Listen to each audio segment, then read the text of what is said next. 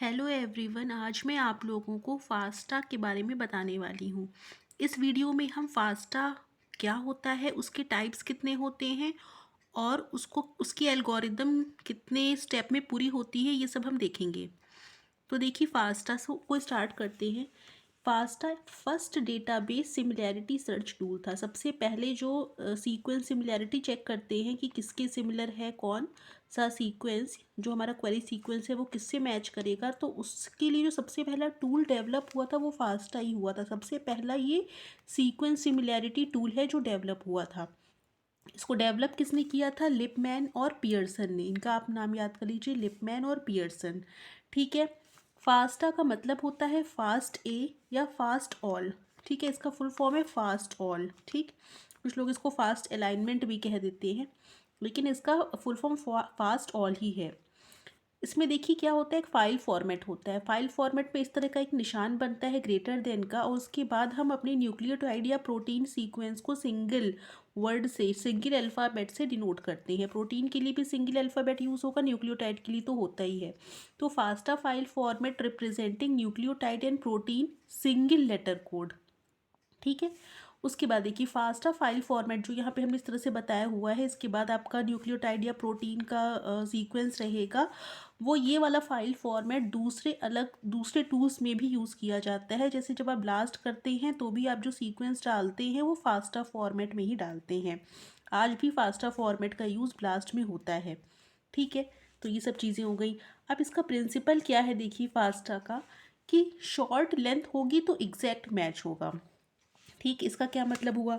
जैसे मान लीजिए कि ये हमारा कोई क्वेरी सीक्वेंस है। ठीक, क्वेरी सीक्वेंस है ये। इसको अगर हम छोटे छोटे पार्ट्स में तोड़ दें तो ये छोटे छोटे पार्ट हमारे डेटाबेस में कहीं ना कहीं पूरे मैच हो जाएंगे। किसी ना किसी प्रोटीन के साथ मान लीजिए एक पहला पार्ट यहाँ मैच हो गया, दूसरा यहाँ मैच हो गया, तीसरा यहाँ, चौथा यहाँ। तो ये मैच आसानी से हो जाएंगे। पूरा हम ग्लोबल अलाइनमेंट करेंगे तो ये चीज़ नहीं हो पाएगी, इतना अच्छा अलाइनमेंट नहीं हो पाएगा। ठीक है। तो अगर शॉर्ट लेंथ रहेगी, छोटे छोटे पार्ट्स में अगर हम सीक्वेंस को बांट लेंगे तो हमारा एग्जैक्ट मैच होगा। यही इसका प्रिंसिपल है। तो डीएनए के लिए शॉर्ट स्ट्रेच लेंथ क्या इसमें रखी गई थी? 6 न्यूक्लियोटाइड की, और प्रोटीन के लिए 2 अमीनो एसिड लॉन्ग। ठीक है, मतलब 6 6 न्यूक्लियोटाइड के सीक्वेंस में हम अपना जो भी क्वेरी सीक्वेंस है उसको बांट दें, या अगर हमारे पास अमीनो एसिड का सीक्वेंस है तो दो दो के पार्ट में बांट देंगे, और फिर उस दो दो पार्ट को उठा करके हम अपना सिमिलैरिटी चेक करेंगे। ठीक है, तो ये इसका प्रिंसिपल है। अब इसका टाइप देख लेते हैं, टाइप ऑफ फास्टा। तो फास्टा ए जो होता है वो डीएनए से डीएनए को मैच करता है। डीएनए क्वेरी रहती है और डीएनए ही उसमें सब्जेक्ट रहेगा जो डेटाबेस से हम सर्च करेंगे। दूसरा देखिए, फास्टा के बाद फास्ट एक्स फास्ट वाई करके है, जो डीएनए क्वेरी को प्रोटीन डेटाबेस से मैच करेगा।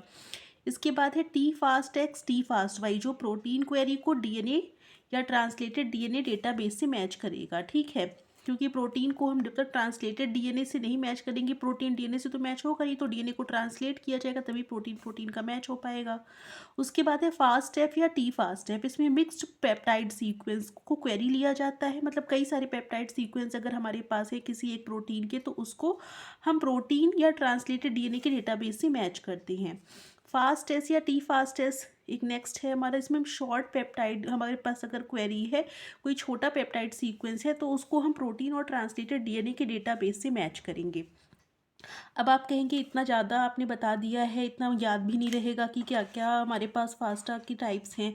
तो इसको याद करने का मेरे पास एक तरीका है। देखिए इसको कैसे याद करेंगे। हमें यहाँ 5 तरीके बताए, मतलब 5 डिफरेंट टाइप्स बताए हुए हैं। तो आपको ये कैसे याद करना है, देखिए सबसे पहले आप 1 2 3 4 5 ऐसे करके नंबरिंग कर लीजिए। सभी में आप फास्ट फास्ट फास्ट फास्ट लिख लीजिए। दूसरे नंबर से फास्ट दो दो बार लिखिए। ठीक है, फास्ट। ठीक है, इसी तरह से तीसरे पे भी फास्ट, फिर स्लैश फास्ट। ही थोड़ा पास पास लिख रही हूँ, जब आप लिखेंगे तो आपको अच्छे से ये आप रफ में बना लीजिएगा तो आपको याद आ जाएगा आसानी से कि हमने क्या याद किया था। इसी तरह से पाँचवें में भी फास्ट फास्ट। ठीक है, इस तरीके से लिख लिया। अब देखिए पहला तो आपको पता ही है, फास्ट आ रहता है तो यहाँ ए लगा दीजिए। ठीक है, उसके बाद दूसरे में यहाँ एक्स लगा दीजिए, यहाँ वाई लगा दीजिए, एक्स वाई हो गया। अब टी एक्स और टी वाई लगा दीजिए, टी एक्स और टी वाई, एक्स वाई तो लगे ही, टी और लगा दीजिए।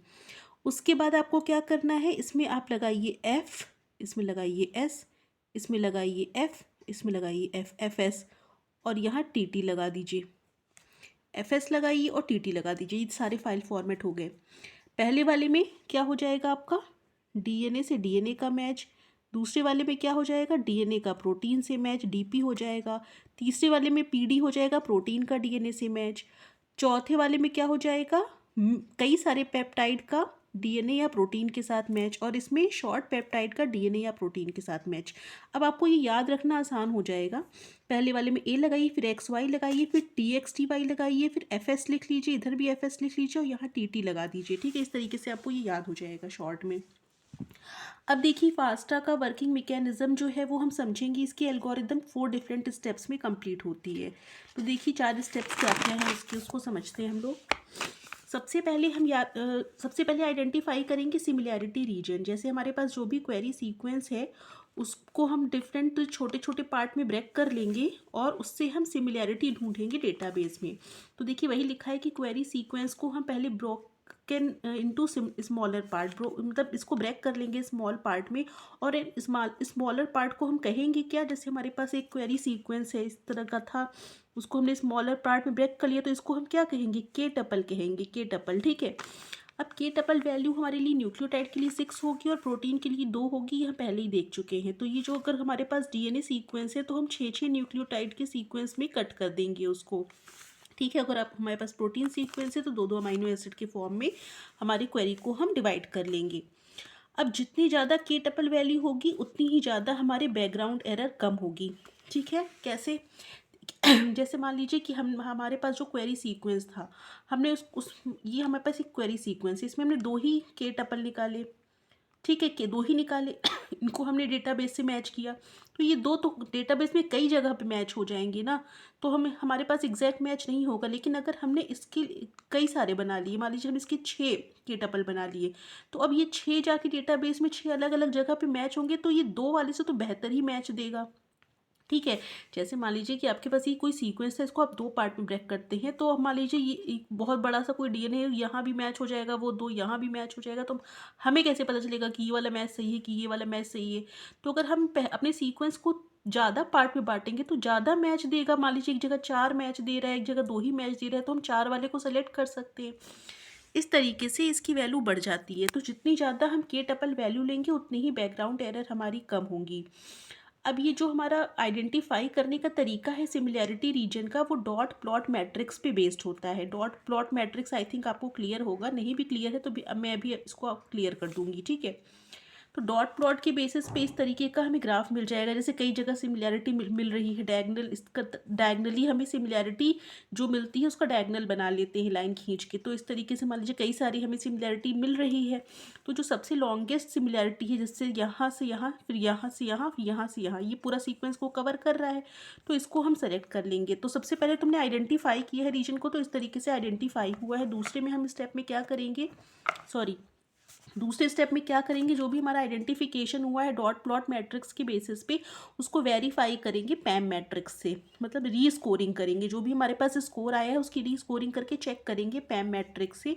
और ब्लॉसम मैट्रिक्स कहाँ यूज़ होती है, ब्लास्ट में। तो यहाँ तो हम पैम मैट्रिक्स से रीचेक करेंगे जो हमारा डॉट प्लॉट मैट्रिक्स का जो भी रिजल्ट है। ठीक है, उसके बाद तीसरा क्या करेंगे, हम जितना भी ये गैप वाला पोर्शन है उसको ज्वाइन कर देंगे। जैसे यहाँ पे हमारा ये गैप वाला पोर्शन था, इसको हम ज्वाइन कर देंगे। ठीक है, इसको ज्वाइन कर देंगे इस तरीके से। आप दोनों डायग्राम सिमिलर ही बनाइएगा, मेरा थोड़ा अलग बन गया है, लेकिन आप सेम इसी तरह का बनाएंगे तो ज्वाइन करना आपको दिखाना आसान हो जाएगा।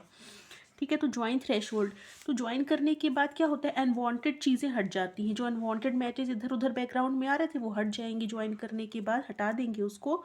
और इससे क्या हो जाएगा, गैप क्रिएट हो जाएगा। जैसे यहाँ पे हमारा गैप, ये इतना गैप क्रिएट हो गया, इधर इतना गैप क्रिएट हो गया, तो हमारे एक अलाइनमेंट बन जाएगा जिसमें गैप होगा। ठीक है, कोई बात नहीं, गैप हमारा क्रिएट हो गया तो हो गया। तो तीसरे स्टेप में क्या होता है, अनवांटेड मैचेस हट जाते हैं और गैप क्रिएट हो जाता है। और फिर लास्ट में हमारा फाइनल अलाइनमेंट होता है, जिसको हम ऑप्टिमाइज़ करते हैं डायनामिक प्रोग्रामिंग से। जो हमें फाइनल अलाइनमेंट मिलेगा उसको हम लिख लेंगे और ऑप्टिमाइज़ करने के लिए डायनामिक प्रोग्रामिंग हम यूज़ करेंगे। ठीक है, तो इस तरीके से हमारा पूरा ये फास्टा वाला जो फॉर्मेट है वो कंप्लीट हो जाएगा।